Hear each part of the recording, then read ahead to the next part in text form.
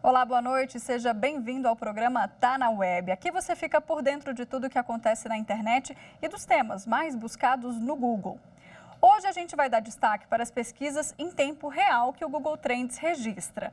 Entre os vários assuntos buscados hoje, muita gente pesquisou sobre o Conselho Federal de Medicina, a cloroquina e o tratamento precoce para a Covid. Esses foram os temas aqui que apareceram. A gente sabe, né, que é um assunto polêmico e que a OMS já desaconselhou, por exemplo, o uso da cloroquina aqui no Brasil. Desde abril do ano passado, existe um parecer que autoriza os médicos a prescreverem um remédio. O presidente do Conselho Federal de Medicina deu entrevista sobre esse assunto para um veículo de comunicação e afirmou que o CFM não pretende rever essa orientação. E agora há pouco a gente recebeu um vídeo do primeiro vice-presidente do Conselho esclarecendo melhor esse assunto e falando sobre kit Covid. Vamos ver. O Conselho Federal de Medicina não reconhece kit para medicação off-label. O Conselho Federal de Medicina, sim, autorizou o uso de medicação fora da bula após uma avaliação médica detalhada e após um termo de consentimento com seu paciente. Este devidamente informado de que a medicação tem valor discutível, ele concorda e aceita em tomar. Nesse sentido, não há nenhum tipo de patrocínio, de apoio a qualquer kit destinado para qualquer doença. Nós sim defendemos autonomia médica com acompanhamento médico individualizado caso a caso. Isso só ocorre porque nós estamos enfrentando uma doença desconhecida ainda em todas as suas características e não temos outra alternativa. Repito então, o Conselho Federal de Medicina não apoia, não recomenda nenhum tipo de tratamento prematuro, tratamento precoce ou kit. Ele simplesmente autorizou o uso fora da bula. Tá aí o recado, então, do CFM. Eles não puderam estar com a gente aqui, né, nessa entrevista, mas eu agradeço o envio desse vídeo. Bom, e esse vai ser um dos tópicos que a gente vai tratar na entrevista com o especialista em doenças infecciosas, que eu chamo aqui no estúdio agora, Emerson Luz. Emerson, boa noite, tudo bem? Seja bem-vindo mais uma vez aqui à TV Justiça. Boa noite a todos. É sempre um privilégio estar participando. Bom, a gente está falando hoje sobre um dos assuntos mais pesquisados e falados, debatidos e polêmicos, né, quando a gente fala de Covid. Tratamento precoce, existe alguma comprovação científica nisso, Emerson, ou não? Como é que está hoje a situação do tratamento precoce? O tratamento precoce hoje ainda ele sofre com vários pontos de vista, alguns estudos tentando mostrar que ele tem alguma ação na abordagem do paciente com a Covid, outros estudos apontam que ele não tem ação. O mais importante é que nós temos que visar a autonomia do médico, como foi bem dito aí pelo vice-presidente do Conselho Federal de Medicina, e de analisar caso a caso e decidir quais os medicamentos ele vai fazer. Sempre nós temos que visar que a ciência deve prevalecer. A ciência ela vai mudando, são novas descobertas, novas drogas, o desenvolvimento da ciência é muito rápido. A Covid-19 levou a um desenvolvimento muito rápido de novas tecnologias, fármacos e o uso de medicamentos que já são utilizados para outras doenças, outras patologias, sendo aplicadas na abordagem, no tratamento da Covid-19. Isso já é uma estratégia que foi utilizada em outras doenças. Mas a ciência deve prevalecer. Eu creio que, em algum tempo, nós teremos, sim, alguma resposta para isso, mas, por enquanto, ficaremos aí garantidos com a autonomia médica. Tá certo. Já eu quero saber um pouquinho sobre essa questão de autonomia médica que você citou aqui e o primeiro vice-presidente do CFM também citou no vídeo. Mas a Associação Médica Brasileira também se manifestou sobre esse caso, inclusive mudou a orientação, disse que o uso de cloroquina e outros remédios sem eficácia contra a Covid deve ser banido, chamado kit Covid, que também deve prevalecer essa autonomia do médico. Para a gente esclarecer e falar com uma linguagem aqui mais clara, Emerson, basicamente é o discernimento do médico, no que o médico acredita, no tratamento que ele acha que é o melhor para o paciente. O que é essa autonomia? A primeira regra da medicina é eu não posso fazer mal para o paciente. Então, eu tenho que evitar medicamentos ou procedimentos que venham a prejudicar a saúde ou mesmo deixar sequelas. Então, o médico tem sim autonomia para escolher qual o melhor tratamento perante aquele quadro, visando sempre o melhor para o paciente e considerando a individualidade. Cada paciente tem suas características físicas, suas características genéticas que são diferentes. As drogas, às vezes, funcionam para um grupo geneticamente distinto de outro, por exemplo, antihipertensivos têm funcionamentos diferentes de acordo com a origem da pessoa, qual é a sua... Isso é muito importante, que o médico tenha a possibilidade de escolher para aquele paciente qual é a melhor opção de tratamento. Alguns vão responder, outros temos que trocar durante o tratamento. E isso é autonomia, é o médico poder escolher e ninguém obrigar, olha, você, como profissional médico, vai fazer esse tratamento a partir de hoje. Ao meu ver, o grande problema do kit é ter um pacote fechado. Isso pode se pensar, não, eu tenho que fazer esse pacote sempre. Não, aquilo foi uma sugestão, e o médico ele pode sim utilizar um medicamento ou outro de acordo com a sua autonomia, justamente isso, ele escolheu o que fazer. O problema são os rótulos, né? Esse é o kit, tem que fazer sempre. Não, não é isso.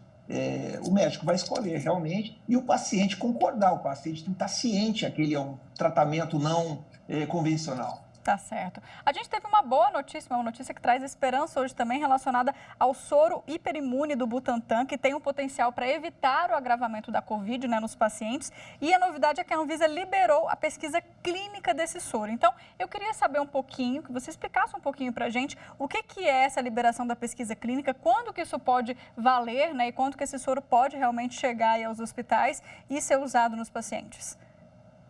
Todo desenvolvimento de um fármaco, de um novo tratamento, ele vai passar por fases. A fase pré-clínica, que é aquela fase de laboratórios, depois são utilizados animais, modelos animais, para ver realmente qual vai ser, como está sendo a resposta para aquele tratamento, e a fase clínica, que é a utilização em pacientes. Primeiramente, são pequenos grupos de pacientes para ver a eficácia e a segurança do tratamento. Esse tratamento não pode fazer mal para o paciente. Esse soro é utilizado com base de animal, então é inoculado num cavalo. É a mesma tecnologia que se faz o soro antiofídico. É inoculado no cavalo, uma mistura do vírus, o vírus está inativado, ele não vai causar doença no cavalo, mas vai desenvolver anticorpos. Depois é feito um processamento do plasma do cavalo para retirar esse soro e tentar utilizar no tratamento de pacientes. A nossa esperança é que tenha o perfil certo do paciente e o momento certo para aplicar esse tratamento.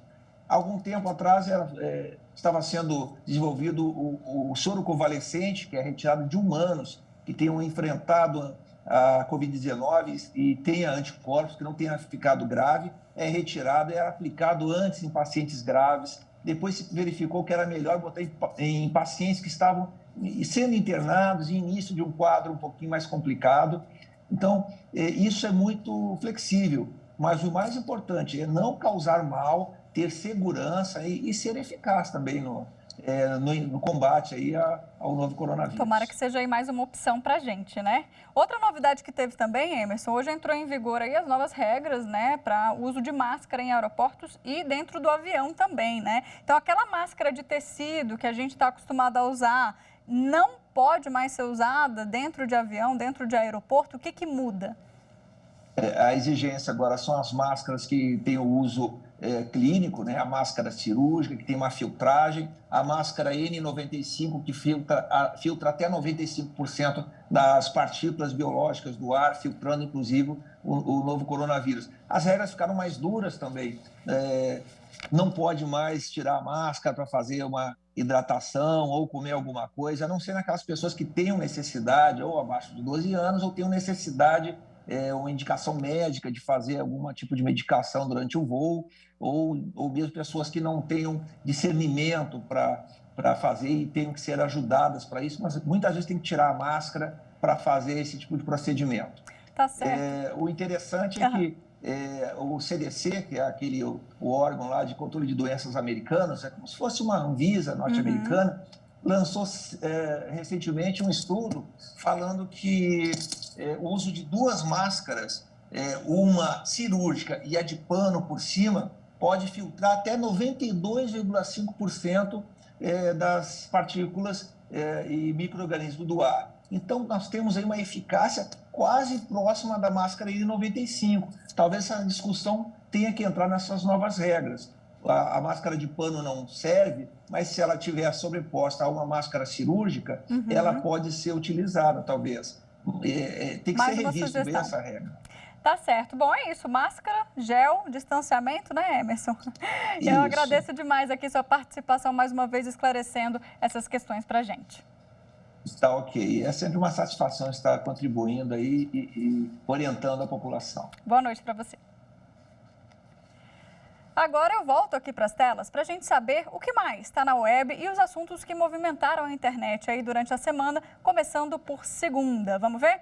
No início da semana, então, a Prefeitura de São Paulo e o Governo do Rio de Janeiro anunciaram a antecipação de feriados para tentar aumentar o isolamento social e conter o avanço da Covid-19. Por isso, o termo feriados antecipados foi pesquisado em mais de 200 mil vezes. A pausa corrida, 100 dias úteis, né, começa amanhã, dia 26, vai até o domingo de Páscoa. São 10 dias aí direto. Para que isso seja possível, então, vão ser antecipados alguns feriados de 2022, do ano que vem. É bom conferir, então, o que abre e o que fecha na sua região durante esses 10 dias, porque os bancos, por exemplo, em São Paulo, vão estar fechados. Terça-feira, tivemos em primeiro lugar nas buscas o nome do Moro, com mais de 500 mil pesquisas. O Supremo Tribunal Federal reconheceu a parcialidade do ex-juiz Sérgio Moro na condenação do Lula no caso do Triplex. Por maioria, os ministros entenderam que o então magistrado agiu com motivação política na condução do processo do ex-presidente Lula na 13ª Vara Federal de Curitiba. E também na terça-feira, o Brasil, infelizmente, bateu mais um recorde de mortes diárias. Foram mais de 3.200 vítimas da Covid-19. Com isso, a média móvel de mortes no país nos últimos dias aí chegou a 2.349. E esse tema foi parar aí no ranking. Já são 62 dias, mais de 2 meses direto, com esse índice acima de 1.000 diariamente. 19 estados e o DF estão com alta nas mortes. Isso mostra aí uma aceleração da pandemia preocupante, viu? Os únicos remédios são o isolamento, máscara e álcool, claro, a vacina também, né, que a gente não pode deixar de falar. Por falar em vacina, e tem calendário de vacinação falso rodando por aí, acredita? Isso fez com que o tema fosse pesquisado mais de 20 mil vezes no Google. Por conter na imagem que circulava aí a fonte Ministério da Saúde, o calendário viralizou, o pessoal acreditou. Quem dera fosse verdade, viu? Todo mundo com 18 anos ou mais seria vacinado até agosto desse ano. Olha que sonho. Mas não cai nessa não, é fake news. A gente vai agora para um rápido intervalo, rapidinho. No próximo bloco falamos de mais fake news e te explicamos também sobre um vídeo que rodou por aí de um consumidor dizendo que recebeu o reembolso de um tributo depois de abastecer o carro. É já já, não sai daí.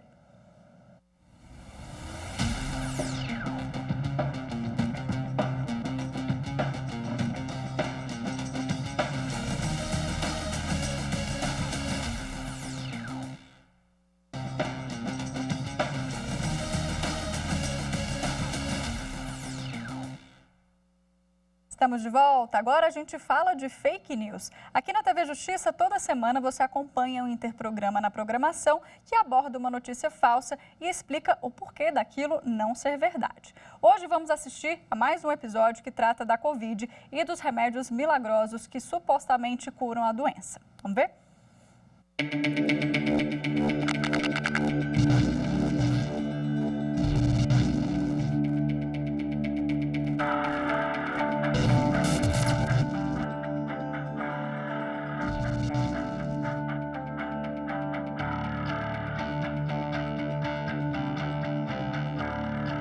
A flutamida é um fármaco antiandrogênico, ou seja, bloqueia a ação de certos hormônios esteroides, como por exemplo a testosterona, e por isso é indicado em alguns casos de câncer de próstata.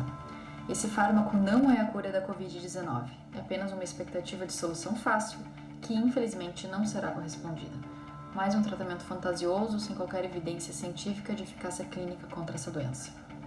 Dentre vários outros efeitos adversos, o uso desse fármaco pode causar dano hepático, que inclusive pode ser fatal em alguns casos. De qualquer forma, na ausência de benefício, não há nada que justifique o uso. E tudo que sobra são os riscos, muitos deles imprevisíveis. O que pode conter de fato essa doença a gente já conhece. são as vacinas e as medidas não farmacológicas de redução dos contágios. Então não se engane, não tem cura milagrosa. Não compartilhe notícias duvidosas e não contribua para espalhar também o vírus da desinformação. É isso aí, recado bem dado, né? E no Instagram da TV, toda quinta é dia da editoria #EraFake, onde a gente alerta o internauta sobre essas notícias que andam circulando por aí. Vamos ver, ó. A notícia que a gente deu hoje é que a notícia de que o imposto, né, federal sobre etanol estaria sendo devolvido ao consumidor, né? É boato, viu, gente? Começou, né, depois da circulação de um vídeo na internet em que um consumidor dizia ter recebido esse valor depois de abastecer. A verdade é que houve isenção de imposto federal apenas sobre o diesel, mas esse desconto ele já está contabilizado no preço exposto na bomba. Então, nenhum valor é devolvido ao consumidor. É mais uma fake news. E lá no Twitter a gente perguntou para os internautas sobre essa composição tributária que a gente paga, né? Especificamente, se alguém sabe quais são os tributos de fato que a gente paga quando abastece. E aí o resultado foi 66,7%, né? Disseram que não sabem, e 33,3% que sim sabem. Mas com certeza tem muita dúvida sobre o assunto, viu? Para explicar tudo isso para a gente, eu falo agora com o Alessandro Spielborgs, que é advogado tributário. Boa noite, Alessandro. Seja bem-vindo aqui à TV Justiça. Olá, Mariana. Boa noite. Muito boa noite a você e a todo mundo que nos assiste a partir desse momento. Bom, quem dera a gente, né, poder reembolsar um valor dessa gasolina, que está um absurdo de cara, né?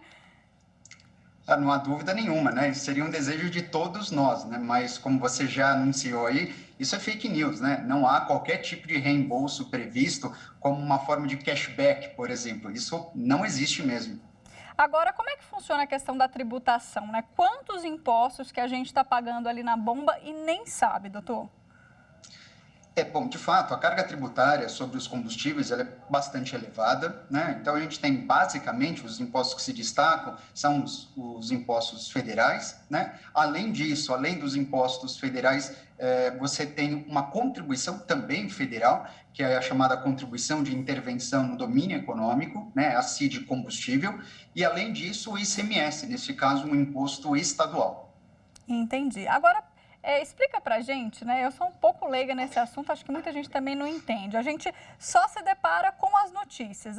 Teve aumento lá nas refinarias, vai pesar no bolso do consumidor, né? Essa regra é basicamente quase que vitalícia, né? Sempre que a gente vê que tem um aumento na refinaria, a gente sabe que vai ficar mais cara a gasolina ou o álcool e realmente fica. E por que que o contrário nem sempre acontece? Quando tem um valor que baixa lá nas refinarias, nem sempre vem pra gente na bomba de combustível.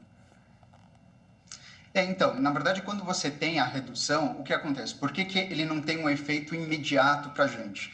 Isso acontece porque quando se reduz, por exemplo, a carga tributária, muito provavelmente o posto de gasolina, ele já adquiriu a mercadoria no momento que o tributo estava com a carga elevada, né? Então, ele não tem como reduzir de imediato, né? Embora seja bem verdade, como você bem disse, quando anuncia o aumento da carga tributária, aí o reflexo é quase imediato, a gente sente na hora no bolso. Esse acaba sendo um mecanismo que muitos dos postos de gasolina acabam se valendo para justificar o aumento imediato, sendo que, na verdade, eles ainda não sofreram com essa oneração da carga tributária. No final das contas, é sempre o consumidor que acaba sofrendo mais com todas essas operações tributárias aí. Teve novidade também na legislação sobre esse assunto, doutor? Algum decreto novo que a gente pode atualizar aqui?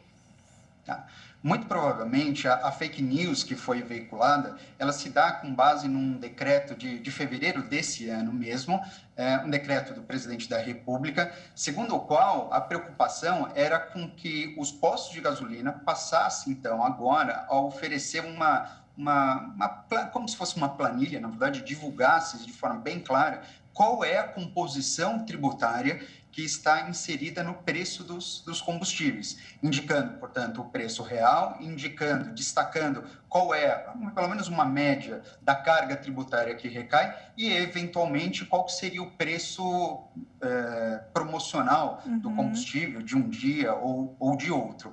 Esse decreto ele foi publicado em fevereiro e entrou em vigor recentemente, coisa de 2, 3 dias atrás. Ah, então tá certo, tá explicado aí de onde que surgiu essa fake news, né? Agora, benefício fiscal, como é que eles são, como é que os benefícios são concedidos? Então, quando a gente pensa em algum tipo de benefício fiscal, o questionamento surgiu a partir do instante que benefícios como isenção, que acaba sendo a mais famosa, depende de lei propriamente. O que aconteceu na carga tributária sobre os combustíveis é uma redução das alíquotas que já então existiam. E quando a gente pensa em redução de alíquotas, alguns tributos admitem que essa redução ela seja feita por decreto, efetivamente. Em se tratando de combustíveis, a gente teve uma redução no PIS e na COFINS, no impacto dessas contribuições também federais que recaem sobre os combustíveis. Quando essa redução aconteceu, se questionou se, eventualmente, o presidente da República tinha autoridade o bastante para fazer esse novo estabelecimento de alíquotas através de um ato dele, um ato do Poder Executivo. O curioso é que, no ano passado, o Supremo Tribunal Federal, ele decidiu em sede de repercussão geral que isso pode acontecer por conta de uma característica muito própria dos tributos, que é a chamada extrafiscalidade, quando os tributos eles são utilizados com o objetivo de estimular ou desestimular uma determinada situação, como é o caso, em especial, nos combustíveis, os tributos sendo utilizados com um fim muito mais propriamente regulatório do que arrecadatório. Então, esse decreto, diante da decisão do Supremo Tribunal Federal, ele está de acordo. Tá certo, tá ótimo. Adorei as explicações. Obrigada por ter esclarecido aí pra gente. Vamos combater esse mal que é fake news, né, doutor? Sem dúvida, acima de tudo, a fake news tem que ser combatida. Espero que um dia isso deixe de ser fake, né? E a gente possa efetivamente ter a condição de restituir os tributos ali na bomba de gasolina. Mas por hora, isso não é verdade. Obrigada, doutora. Uma boa noite, viu? Obrigado. Boa noite, Mariana. Bom, gente, é isso por hoje. Se cuidem. Não deixem de acompanhar também nossas redes, Instagram, TV Justiça Oficial, Twitter e YouTube. Segue a gente lá. Eu volto semana que vem com mais assuntos da web para você. Até lá.